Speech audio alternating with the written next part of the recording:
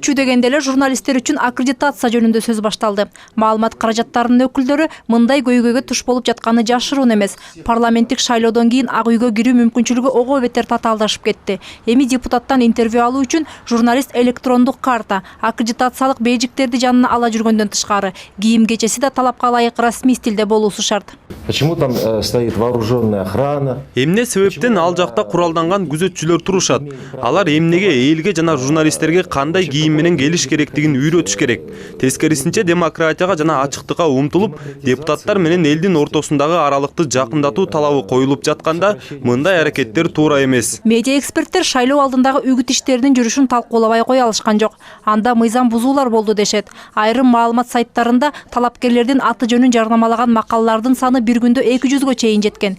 Кээ бирлери болсо жарнамалык негизде деген белги коюуну да унутуп калып жатышты.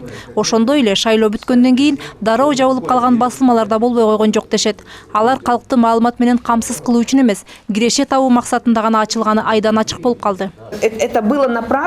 Бул шайлоочулардын башын айлантуу үчүн атайлап жасалды деп ойлойм. Шайлоо алдындагы үгүт иштери көкбөрү оюнун эске салды. Журналисттер ири акча төлөй турган талапкерлерди илип алып, андан түшкөн акчаны казанга салыш үчүн ат чаптырып жөнөгөн сыяктуу. Террористтерди колго түшүрүү операциясы ушул күнгө чейин коомчулукту дүрбөлөңгө салууда. Басылмаларда материалдардын өтө көптүгү гана эмес, айрымдары окуя болуп жаткан жерден түз алып көрсөтүү менен айырмаланды. Бул иштер канчалык деңгээлде мыйзамдуу деген суроо пайда болду. Террористтер тартип сакчыларынын аракеттерин онлайн режиминде көрүп, ошого жараша чечим кабыл алышы мүмкүн эле деген пикирлер айтылды. Анын үстүнө журналист анча деле сапаттуу эмес тасма үчүн өз өмүрүн тобокелчиликке салганы максатка ылайыкпы? Бул боюнча пикирлер бир тараптуу эмес.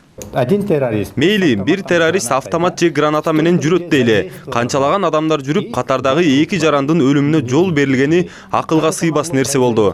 Атайын кызматтагы жоокерлер да набыт болушту. Суроолор көп. Журналисттердин түз алып көрсөтүүсү албетте кооптуу, бирок аларга чектөө койбош керек деп эсептейм.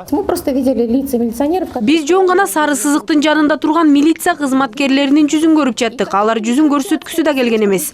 Силер айтып жатасыңар эл билсин деп. Бирок элге айтпай турган, жазбай турган нерселер бар. Ошолордун баары ачыкка чыгып кетип жатты. Пикирлердин дал келбегенине карабай, маалымат каражаттарынын өкүлдөрү жолугушуу жемиштүү болду деген бүтүмгө келишти. Диалог түзүлүп, ар биринин пикири эске алынды. Иш-чаранын жыйынтыгында медиа эксперттер парламентке кирүү үчүн аккредитацияны жоюу боюнча сунуш даярдашты. Мээрим Ташыбекова, Екатерина Ступкина, Асхат Ибраимов, НТС.